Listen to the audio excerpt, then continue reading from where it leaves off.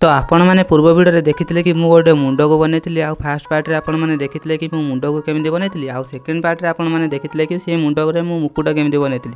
तो आज होची से सीजन रो पार्ट 3 आ आज आमे बनेबा से मुंड को छांच आ छांच बनैबार प्रोसेस कोन रहउची चलो मु ए गोटे वीडियो रे देखैबे। आ जदी वीडियोटा तुमको हेल्पफुल लागुची तो वीडियो गोटे लाइक कर देबे आ चैनल को सब्सक्राइब कर देबे। तो चलो देखिए कि मुंड छांच केमिति बनउची। तो चलो छांच बनैबा पे हमको दरकार हो पीओपी झोटो आउ पानी। तो एई सब रे हम छांच बनैबा। तो चलो छांच बनैबा पे हम मुंड भी पूरा रेडी हो जाए। तो चलो या छांच बनैबा। तो फ्रेंड्स पूर्व थर आम जो मुंड बनई से मुंड को आज आम छांच बनैबा। जदि आप तार वीडियो देखी ना तो मुझे लिंक डिस्क्रिप्शन में देदेवी। तो आप देखिपारे। तो प्रथम तो आम मुंडर चारिपटे माटी रे घेरा बनई गोटे बेस लाइन क्रिएट करवा। आउ बेस बनी सारा पर ही आम मुंड बनैबा प्रोसेस आरंभ करवा। यही छांच को मुझे पीओपी रे ही बनैबी। तो से आम पीओपी गोले की फास्ट गोटे पतला लेयर करवा। पतला लेयर देले कौन हम ना आम जो मुकुट बनई आउ फेस रे जो डिटेलिंग अच्छी से सब आराम रे आउ बहुत बढ़िया उठी पारिबो।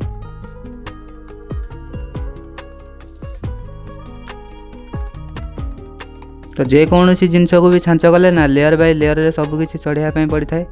पीओपी रो फास्ट लेयर दे सारा पर बर्तमान मु सेकंड लेयर गोले लगाउछि।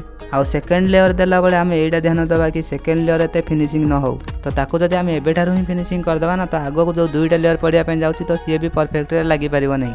बाद रे कोन होबो ना छांच ठीक रे उठिबो नै आ छांच भी बिल्कुल मजबूत होबो नै। तो फ्रेंड्स पीओपी रे आपण जेबे भी काम करछन तो जल्दी जल्दी करिया पे चेष्टा करिवे काहे कि ना पीओपी बहुत जल्दी हार्ड हो जाय थाए। पीओपी छांच बनेबा प्रोसेस रे आपण को सब सेकंड रे अलर्ट रहबा पे पड़िबो। काहे कि ना जदी आपणकर छांच कंप्लीट न होईची आ तार लेयर सब हार्ड हो जाउची तो सेते बेले आपणकर छांच भी पूरा खराब हो जिवो। तो छांच बनेला बेले एई जिंस प्रति टिके अधिक ध्यान देबे। तो एबे मु पीओपी रे झोटो मिसे कि थर्ड लेयर दउची। तो एइथिरे कोन होबो ना हमर जो छांच रहला से छांच आहुरी स्ट्रांग हो जिवो। तो देखो याको मु केमिति दउछि आ आमको पूरा छांच रे कवर करिवार अछि। तो छांच रे थर्ड लेयर कंप्लीट हो सारिया पर वर्तमान मु छांच रे फोर्थ लेयर देवी। तो एटा होछि शेष लेयर आ या पर लेयर दवा पई पड़िबो नहीं। तो फ्रेंड्स पीओपी छांच बनेबारे जहाँ जहाँ मटेरियल लागिछि ना ए सब आपन को लोकल मार्केट रे मिल जिवो। लोकल रे न मिलले ऑनलाइन रे भी ए सब आराम रे मिल जाउछि। बस सब प्रोसेस सरिया पर आम छांच किछि एमिति देखा जाउछि। तो फाइनल गाइस वर्तमान आम छांच भी कंप्लीट हो जाए। तो चलो आज या ओपन करवा और देखा कि आम छांच केमती बनछि। ओके तो चलो देखिबा।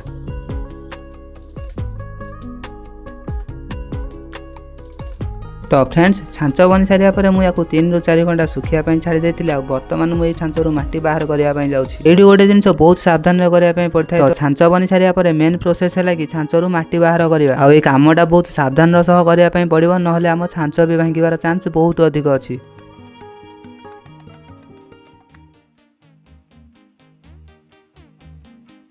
तो फ्रेंड्स देखि पारथबे वर्तमान आमर छांच भी उठी सारछि। तो चलो एथरु माटी गुडा को बाहर करवा और माटी बाहर कर सारिया पर आम फेस प्रॉपर्ली देखा जिवो। तो चलो फास्ट माटी गुडा को बाहर कर दबा और देखिबा कि आम छांच केमिति बनिछि।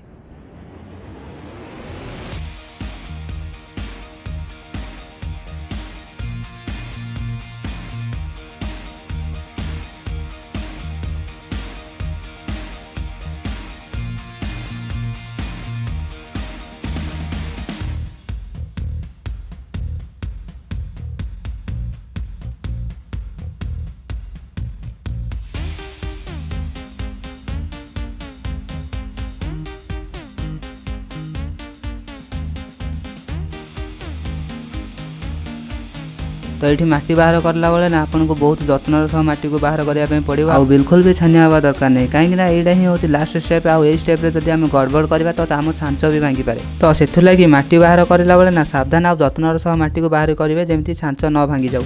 माटी बाहर कर सारिया पर वर्तमान आम छांच किछि एमिति देखा जाउची। तो फाइनली गाइस वर्तमान आम छांच भी बन जाय। तो एई तरी हम आगामी दिन रे मूर्ति बनला आगो केमिति मूर्ति बनोती तो चलो देखिबा। तो वर्तमान आम छांच कंप्लीट हो जाय। तो देखा नेक्स्ट वीडियो रे रहिली जय जगन्नाथ।